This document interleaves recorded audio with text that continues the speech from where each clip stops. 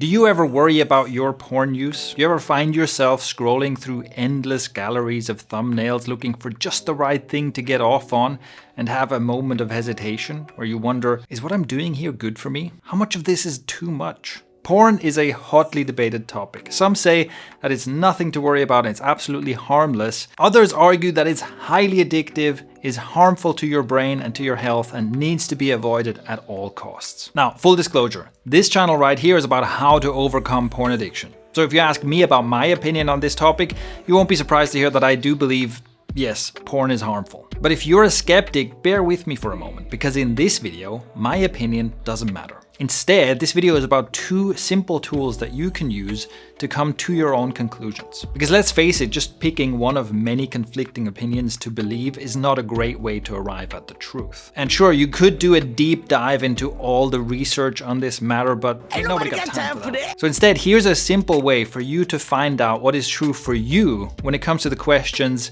is porn harmful and how much is too much? Number one, the Sims perspective.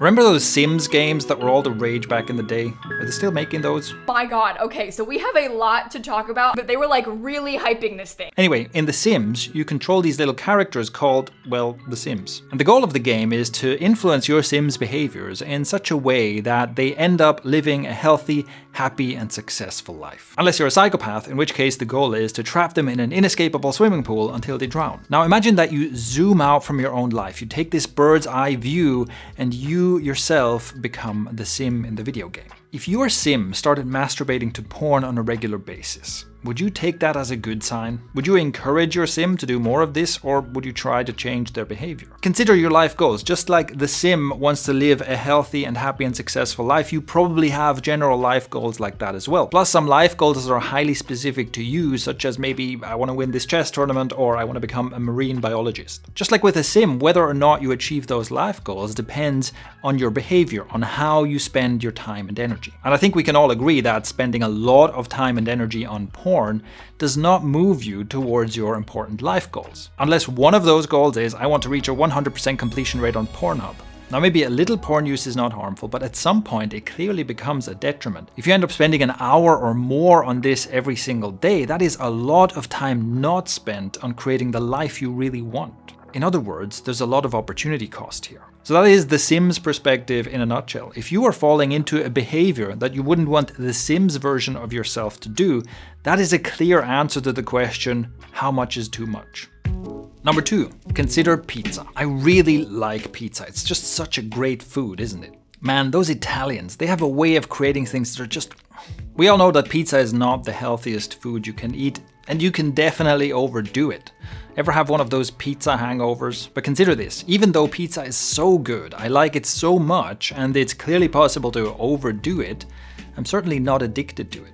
How do I know? Well, here's a simple test.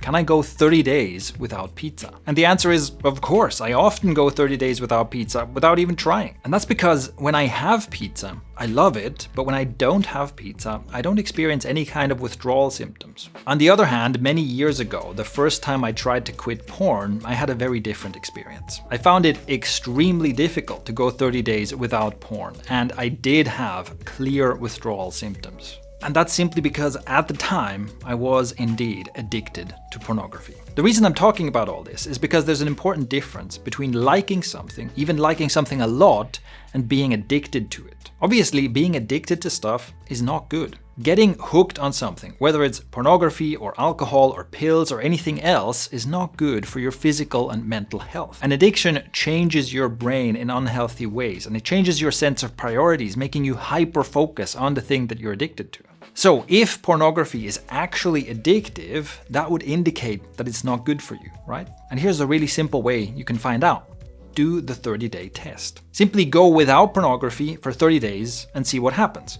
There are two possible outcomes here. Number one, going 30 days without porn for you is super easy, barely an inconvenience. This indicates that you're not addicted. Or number two, you find it difficult to go 30 days without porn and you experience withdrawal symptoms such as mood changes, difficulties falling asleep, strong urges, and so on. And if that's the case, it shows that you are addicted.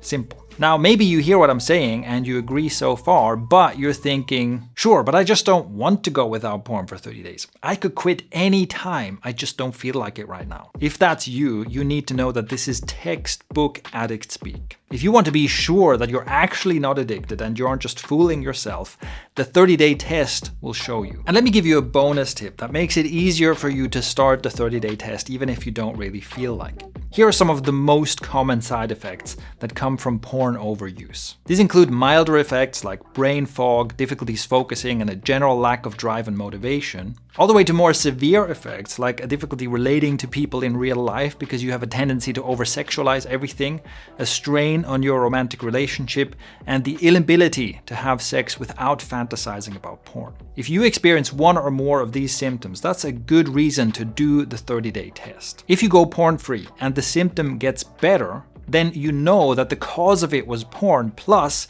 you've also found the solution to it, which is a win. And if your symptoms don't improve and you find it easy to pass the 30-day test, then again, you know that you weren't addicted and you haven't lost anything. Porn will still be there for you once you're done. So, is porn harmful? And if so, how much is too much? Now you know how to find out what's true for you without needing to believe in anyone else's opinion. And let me be clear, I am not here to shame anyone for porn use. I'm only here to help those for whom it's become a source of suffering in their lives. If that's you, make sure you subscribe to this channel and check the first link in the description to discover the fastest way to become porn-free. Remember, you are in control of your life and you have the power to make positive changes. And who knows, if you give this a try, you might just find that getting porn-free is the best decision you ever made. If you have any questions or feedback on this, go ahead and leave a comment below. And if you want to find out how overcoming a porn habit can be the greatest opportunity of your life, watch this video next.